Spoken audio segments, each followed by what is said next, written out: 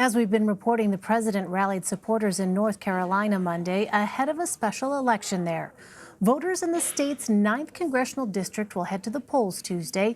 The seat was supposed to be filled during the midterms, but the results from 2018 were thrown out after officials found evidence of ballot fraud. Former Democratic nominee Dan McCready returns to the top of his party's ticket. Republicans have a new candidate. Dan Bishop won a 10-way primary to appear on the ballot for the GOP. Here's some of what President Trump told the crowd Monday about what's shaping up to be a close race. Tomorrow you will head to the polls to elect a congressman who always puts America first, Dan Bishop. But the radical Democrats want to dismantle, demolish, and destroy everything that you've gained, and they will do it. And you have a Democrat named Dan McCready, and he wants open borders, he wants sanctuary cities, he's not going to protect your Second Amendment. He's doing nothing on your second. You know, North Carolina is a very big Second Amendment state.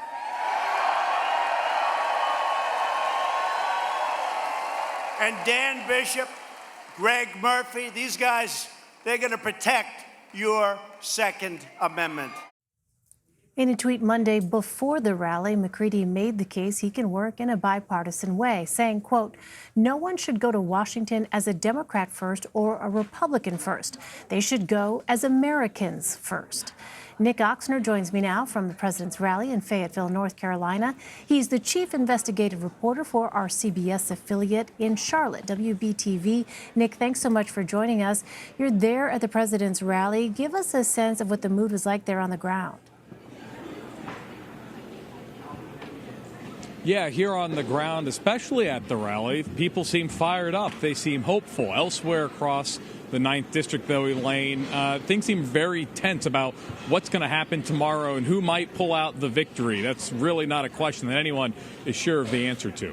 Well, the 9th District is a historically red district. However, according to the Federal Election Commission, Democratic nominee McCready has raised nearly $5 million. That's about $3 million more than his GOP opponent.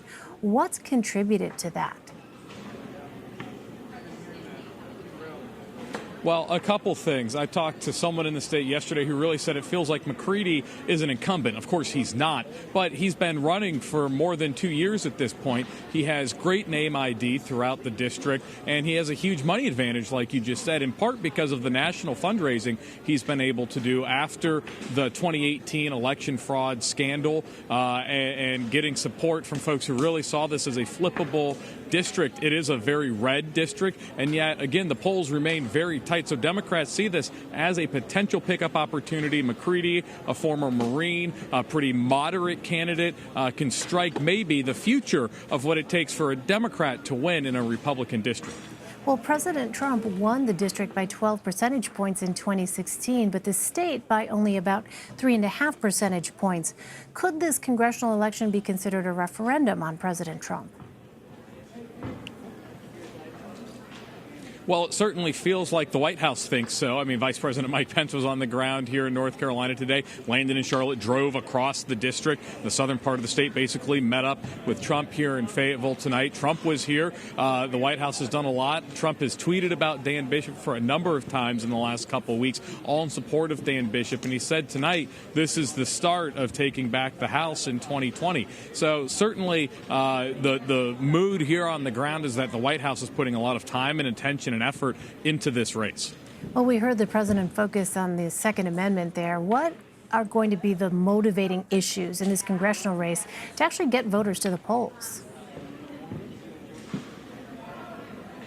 Sure. Well, and so that's what you're hearing a lot from Republicans, several key issues that are traditional conservative talking points, the Second Amendment, gun rights. I think you heard a lot of that in the clip we played at the top of this segment. And then also talking about border security and illegal immigration. The president touched on that quite a bit, talked about the wall, talked about we have a series of sheriffs in North Carolina, including in Mecklenburg County, the western part of the 9th District, that aren't cooperating with ICE on ICE detainers or the 287G program. Those things are are two issues that have been touched on quite a bit here in this race. Interesting. Well, the president's visit comes less than a week after the Pentagon reported plans to divert $80 million away from North Carolina's military bases. The funds are instead going to build a border wall. How is that impacting voters there?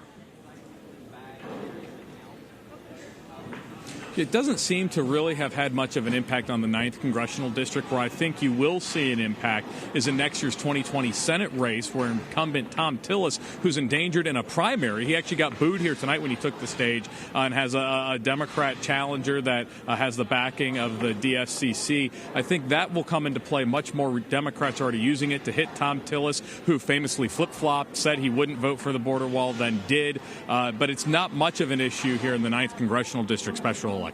All right, Nick Ochsner for us. Nick, thank you very much. Thanks a lot, Elaine. As a reminder, CBSN will have full coverage and analysis of the special election Tuesday. Polls close at 7:30 p.m. Eastern. Our team will be monitoring the results and will bring them to you live.